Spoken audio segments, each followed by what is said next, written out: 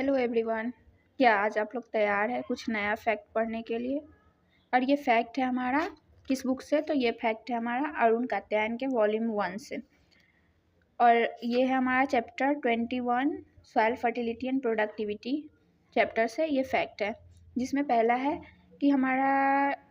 D data and Gomez जो है वो 1975 में ऑब्जर्व किए थे कि नाइट्रोजन का इफिशियंसी होता है, nitrogen efficiency was highest in the field rice in the field first rice crop and decline progressively with successive rice crop. तो बेसिकली हमारा क्या होता है कि राइस क्रॉप के फर्स्ट फील्ड में जो होता है, फर्स्ट में हमारा नाइट्रोजन इफिशियंसी बढ़ता है और धीरे धीरे क्या होता है, डिक्लाइन कर जाता है सक्सेसिव राइस फील्ड के क्रॉप में। दूसरा बोल रहा है कि अगर हम यही उल्टा देखें तो पोटेशियम के कंडीशन में क्या होता है कि इफिशियंसी धीरे धीरे ईयर बाई ईयर इंक्रीज करता है, स्पेशली ड्यूरिंग ड्राई सीजन। फिर बोल रहा है कि एफएओ रिकमेंड कर रहा है फॉलोइंग प्रैक्टिसेस इंडिया में अडॉप्ट करने के लिए, जिसमें पहला है इरीगेटेड राइस बीट सिस्टम। तो राइस बीट सिस्टम में क्या बोल रहा है प्रैक्टिस करने के लिए? तो नाइट्रोजन को बोल रहा है कि दोनों राइस और बीट दोनों के क्रॉप में अप्लाई करेंगे, लेकिन फॉस्फोरस को बोल रहा है कि सिर्फ हम बीट के क्रॉप में अप्लाई करेंगे, and potassium and zinc to the rice crop only. दूसरा बोल रहा है इन राइस ग्रीन ग्राम और सोयाबीन सिस्टम में क्या बोला है, nitrogen to the both rice crops and phosphorus in a dry season rice and potassium sulphur and zinc in the second crop. तीसरा प्रैक्टिस बोल रहा है in rice and pulse intercropping, जिसमें बोल रहा है कि नाइट्रोजन टू द मेज, हाँ नाइट्रोजन यहाँ पे बोल रहा है कि सिर्फ मेज में देंगे, क्योंकि हमारा पल्स जो होता है ऑलरेडी नाइट्रोजन फिक्सेशन करता है फ्रॉम द एटमॉस्फेरिक नाइट्रोजन, तो उसमें हम नाइट्रोजन नहीं देंगे, लेकिन मेज में नाइट्रोजन देंगे। फॉस्फोरस देंगे हम दोनों क्रॉप में, मतलब मेज में भी और पल्सेस में भी, और हमारा पोटेशियम सल्फर और जिंक जो है to the maize crop only. अब नेक्स्ट बोल रहा है हमारा कि overall food grain production to the fertiliser applied ratio देखें तो हमारा बेसिकली इसमें क्या है कि इसमें हमारा 10:1 का रेशियो, मतलब कि हमारा क्या होता है फूड ग्रेन 10 आ रहा है तो उसमें हम फर्टिलाइजर 1, मतलब कि अगर हम एक अमाउंट सपोज कीजिए कि हम फर्टिलाइजर दे रहे हैं तो उसका 10 गुना हमको प्रोडक्शन इल आएगा। तो वही बोला है 10:1 के रेशियो में हमारा फूड ग्रेन और फर्टिलाइजर का रेशियो होता है। फिर नेक्स्ट बोल रहा है फैक्ट कि नाइट्रेट फॉर्म ऑफ फर्टिलाइजर जो है जनरली हम सेलाइन सॉइल में प्रीफर करते हैं, अप्लाई करते हैं, क्योंकि because NH4 will be lost as a volatilisation, क्योंकि NH4 और अमोनिया के फॉर्म में अगर हम फर्टिलाइजर को देते हैं तो वो वोलेटिलाइजेशन के कारण लॉस हो जाता है। अब क्या होता है जनरली बेसिकली सपोज कीजिए कि ये सेलाइन सॉइल का फील्ड है, तो यहाँ पे क्या होता है कि मतलब अगर हमारा साल्ट जो प्रेजेंट है सॉइल में और साथ ही में वाटर भी प्रेजेंट है, तो हम यहाँ पे क्या करते हैं अमोनिकल फर्टिलाइजर देते हैं, तो ये वाटर के साथ अमोनिकल फर्टिलाइजर जो है इवापोरेट कर जाता है और इसके कारण वोलेटिलाइजेशन लॉस होता है। तो वोलेटिलाइजेशन लॉस जो होता है वेपर के फॉर्म में, अगर किसी नाइट्रोजन का या किसी भी बेसिकली नाइट्रोजन का अगर लॉस हो रहा है तो उसको वोलेटिलाइजेशन लॉस ऑफ नाइट्रोजन बोलते हैं। फिर अमोनिकल फर्टिलाइजर बोल रहा है नेक्स्ट फैक्ट में कि ammoniacal fertiliser should be applied in the reduce zone and nitrate fertiliser in the oxidise zone. और ये क्वेश्चन सबसे ज़्यादा एग्जाम में पूछता है कि किस रिड्यूस जोन में हम किस टाइप का फर्टिलाइजर को यूज करते हैं और ऑक्सीडाइज जोन में किस टाइप का। तो हम याद कर सकते हैं रिड्यूस जोन में हम अमोनिकल फर्टिलाइजर को यूज करते हैं और ऑक्सीडाइज जोन में हम बेसिकली नाइट्रेट फर्टिलाइजर को यूज करते हैं। नेक्स्ट फैक्ट बोल रहा है in the crop where vegetative part is economical that is sugar beet wheat potato tobacco then nitrogen should be stop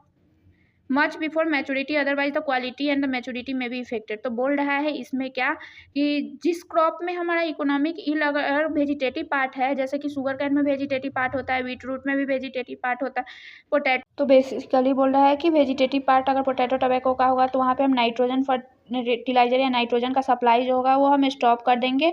much before, बहुत पहले मैच्योरिटी के पहले अगर हम स्टॉप नहीं करेंगे, अगर नाइट्रोजन फर्टिलाइजर अप्लाई करेंगे तो वहाँ पे क्वालिटी और जो होगा और maturity both will be affected. कैसे होगा इफेक्टेड? तो हमारा मतलब कि बेसिकली क्या होगा कि वेजिटेटिव फेज जो होगा वो चलते रहेगा, जिसके कारण अर्ली मैच्योरिटी नहीं आएगा, लेट मैच्योरिटी आएगा, तो ज़्यादा हमारा क्वालिटी जो होगा वो ख़राब हो जाएगा। तो बेसिकली बोल रहा है कि वेजिटेटिव पार्ट जिसका इकोनॉमिक यील्ड होता है उसमें हम नाइट्रोजन फर्टिलाइजर को मैच्योरिटी से बहुत पहले अप्लाई करना बंद कर देते हैं, ताकि हमको अच्छा क्वालिटी का जो है हमारा क्रॉप मिल सके। दूसरा बोल रहा है अपोजिट, अगर यहाँ पे हम वेजिटेटिव पार्ट के लिए देख लिए, अब यहाँ पे बोल रहा है कि अगर किसी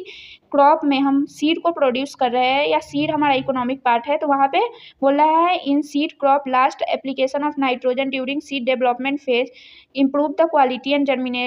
germinability of the seed and the application consumption of last dose of nitrogen should B foliar. तो बेसिकली यहाँ पे बोल रहा है कि जिस भी क्रॉप में हमारा इकोनॉमिक यील्ड जो होता है सीड होता है, तो उसमें हम लास्ट नाइट्रोजन का अप्लाई करते हैं कब, तो हम करते हैं अप्लाई ड्यूरिंग डेवलपमेंट फेज में अप्लाई करते हैं नाइट्रोजन का, ताकि हमारा क्या होता है क्वालिटी भी अच्छा होता है सीड का और साथ में हमारा जर्मिनेशन एबिलिटी जो होता है सीड का वो भी अच्छा हो। और ये जो बेसिकली हम नाइट्रोजन अप्लाई कर रहे हैं डेवलपमेंट फेज में। अब हमारा नेक्स्ट फैक्ट है कि indeterminate grain crop like rice wheat maize nitrogen supply at beginning of the reproductive phase like panicle initiation as the last dose increase the number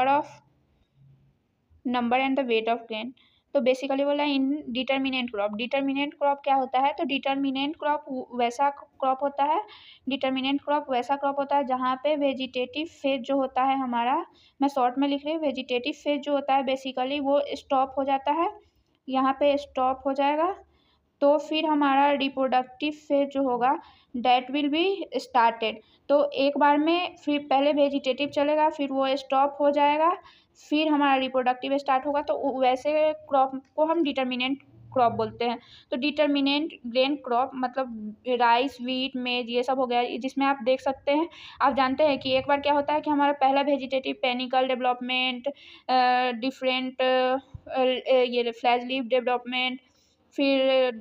wheat में भी होता है हमारा कि वेजिटेटिव ग्रोथ हो जाता है, उसके बाद हमारा फ्लावरिंग स्टार्ट होता है। तो वैसे कंडीशन में कि डिटर्मिनेंट ग्रेन क्रॉप के कंडीशन में नाइट्रोजन का सप्लाई करेंगे at the beginning of reproductive phase, मतलब जैसे ही उसका रिप्रोडक्टिव वेजिटेटिव से रिप्रोडक्टिव फेज में जा रहा है, तो लाइक पेनिकल इनिशिएशन हो रहा है, फ्लावर का फॉर्मेशन हो रहा है, तो वैसे एज में अगर हम लास्ट डोज नाइट्रोजन का अप्लाई करते हैं तो वो क्या करता है कि हमारा number and weight of grain को इंक्रीज कर देता है। फिर बोला इनडिटर्मिनेंट प्लांट,